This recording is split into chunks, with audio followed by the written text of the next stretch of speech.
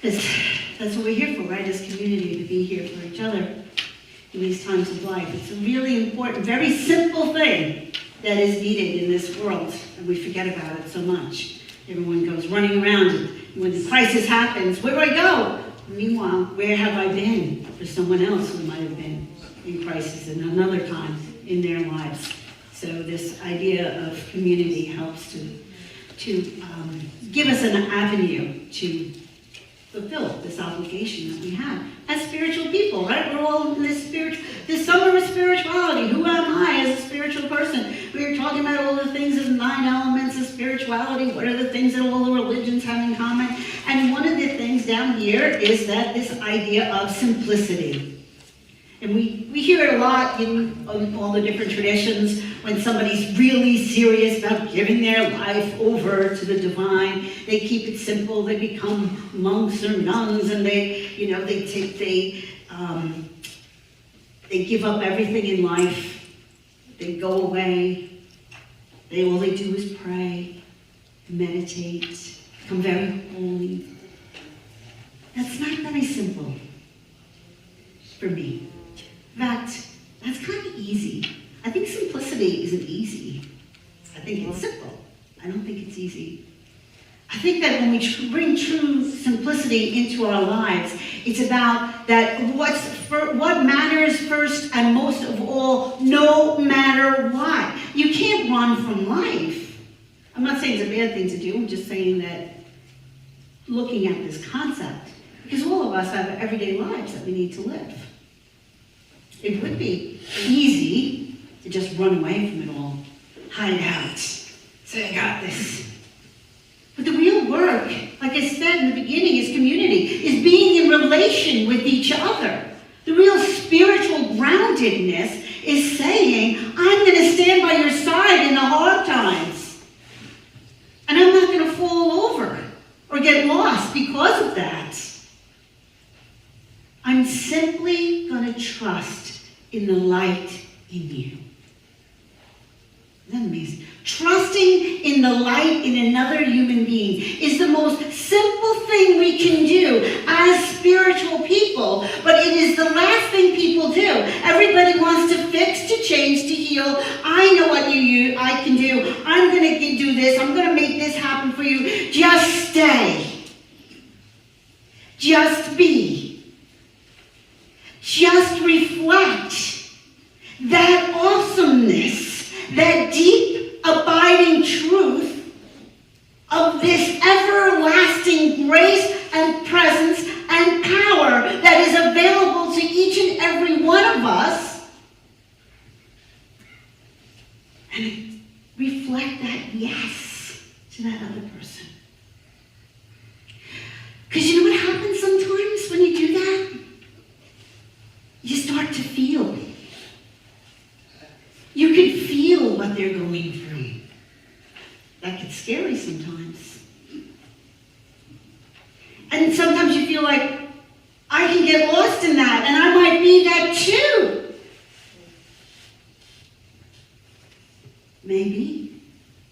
If that's where the road wants to take us.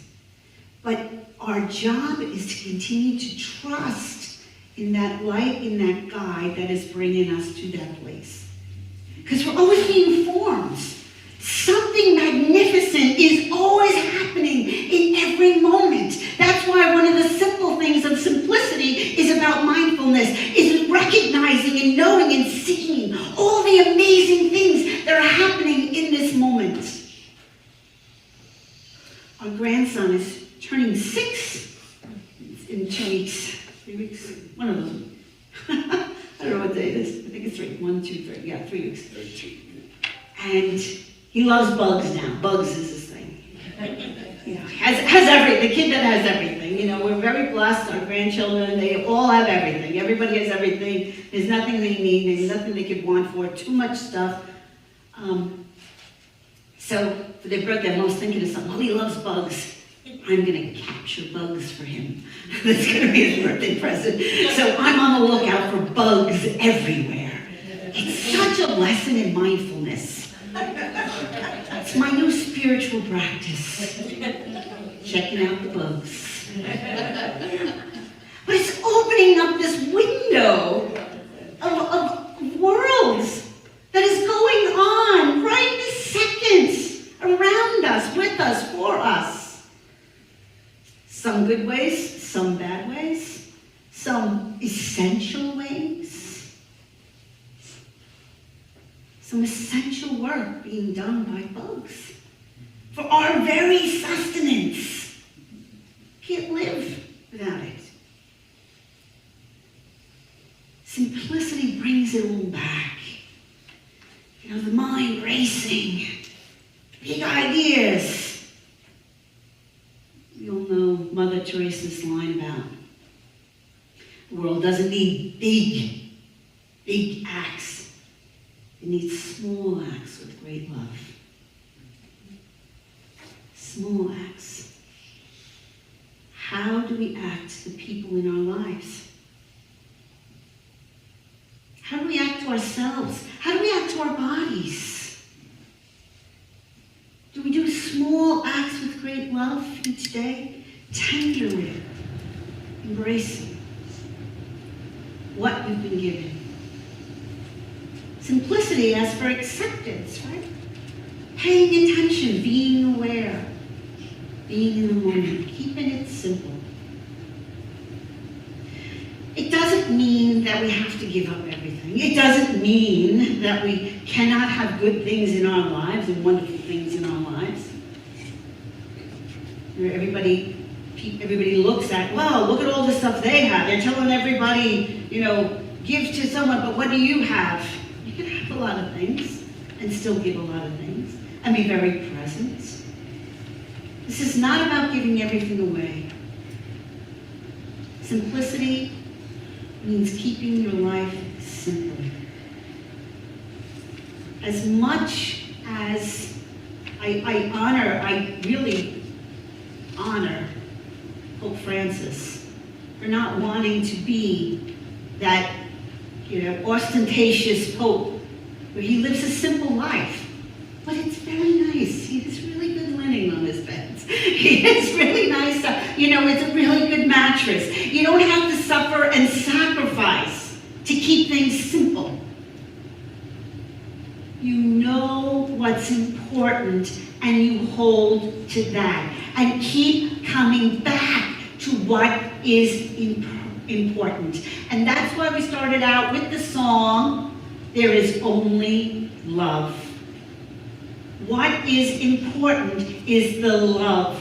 The love is what stays. The love is what is remembered. The love is what we take with us. The love is what we leave behind us. It is all about that love. And I'm not talking about the cotton candy love. I'm talking about a deep, abiding, connected, trusting sensation of knowing that is love. Because we're told in Corinthians, right, that love is patient, love is kind, it is not boastful, it bears all things, it hopes all things, and it believes all things. Love believes in that idea of eternity. In this reading from A Course in Miracles is so not about things in the world, but yet it says that the Holy Spirit, what do you need? What do you need?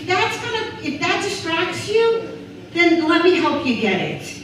The channel for the Course in Miracles was Helen Checkman, and Helen Checkman did not she was a psychologist. She treated people that heard voices. She did not want to be the person that hears voices in her head, even though it said it was Jesus talking to her. She did not want to hear it, but that voice was so loving and kind and said, let me help you. And she says, all right, go find me green stockings, because I need green stockings for this outfit. And so the voice says, okay, I'll help you find it.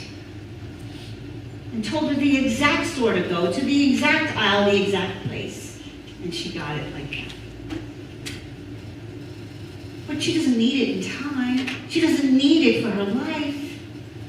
But we all have these places that we get to in our lives, and we all want to stand up to the divine and say, show me. And you know what? If you really mean it, and you're really willing to do the work, that the divine wants you to do, it will show you. I know Connie loves this story, and many of you have heard about it. I said that to the divine at one time in my life. I said, show me. I'm driving my beat-up station wagon with a blue door on a brown car. I barely made it. I have kids jumping over the seats back and forth. Everybody, Mommy's looking at me, rah, rah, rah, screaming and yelling. And I'm coming home from something. And I just had work, kids, and how am I going to put together the program for the gathering again? And I said, God, if you want me to do this, I'm sorry. I'm tired. I'm tired.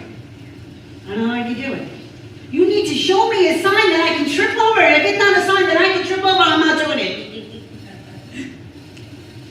Pulled in the driveway and there was a box waiting at my door. It was mailed from New York City. No return address. You know, you check that postmark, see where it comes from. Didn't know where it came from. Timing was impeccable. It was a clergy shirt. Perfect size for me, little collar. Okay.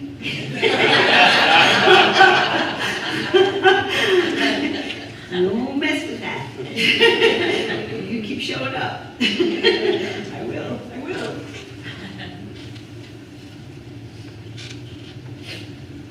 Keeping it simple, asking because you really need it. What would be the best thing to help us? Will it be this great job that's going to give us a lot of money? Is it going to be the thing? You know, what could I have asked for in that moment? Ask her to have you serve you the way you want me to serve you in this particular form that was presented to me that I didn't create or make up. See, that's making things complicated. When you set the whole plan, you set the whole stage, and you have all this stuff going, and this is what I really got to do, right, God? No, that's complicated. You'll get the simple call. Somebody will call you, someone will ask. Not just one person, another and another. It'll keep showing up in your life in a very quiet, gentle way. Divine answers always, just in divine time and in a divine way. And if we keep wanting it a certain way, we're going to just keep fighting it. You know, the best way to be happy is to focus on other people's happiness. This is how we keep life simple. Keep it as far away from this complicated brain as possible. It should look like this. This is what's got to happen. This is what's going to happen. That complicates everything and we lose it all. Why? Because we get away from that one thing. First things first. Am I being kind? Am I being loving? Am I focusing on that? Am I being mindful? Am I paying attention? Am I able to breathe in and embrace the wonders of the moment? Am I wanting to live in this? All that other grasping, it's just grasping. How many of you have found out that there's something that you thought you wanted more than anything else? You finally got it and was like, And then something you never thought you would want. And it brought so much joy. Never expected it. And it was right there all along, waiting. The words we need, everything we need is right here for us. You all have a library of wonderful books in your house. If you took one of those books down and got into it and dug into that, I have a lot of people that say, you've been studying the Course of Miracles for over 40 years, haven't you got it yet? No. Stuff don't work. No. No. I mean, we talk about, we have the seminary group, and I keep saying that, we're doing this faith, but to really do this faith, you gotta spend your lifetime on it. Even then, you don't have it. Because it keeps changing. We're never gonna get everything with our heads. But our hearts can hold. And our hearts do hold. All that is valuable, all that is important. Get it out of your head. Put it in your heart. And not with judgment or criteria, but with gentleness, peace, trust. Only love. It's only love. It's all that matters. You know what? It's here. It's now. Keep it simple. Make it real. Let everything else be. She's got us. Good morning, everyone. My name is Carmen, and I wanted to share this altar because it all started with my idea of sunflowers. It's the end of summer, it's cheerful, it's wonderful, but as I wanted to just put sunflowers in the altar, last night before I went home, when I was pulling into my driveway, there were my echinacea, ready to be cut and carted away by my landscaper. And they looked at me, and I just had a feeling that they needed one last hurrah. So this is the reason why I created this mandala, to cheer you, to make you remember, as I remember, that even though some of these plants are dying, we all have something to give and to share. And this is their way of letting us know that it doesn't matter how old or how young you are, you always have something wonderful to give to others. And that's my way of showing it. Anyway,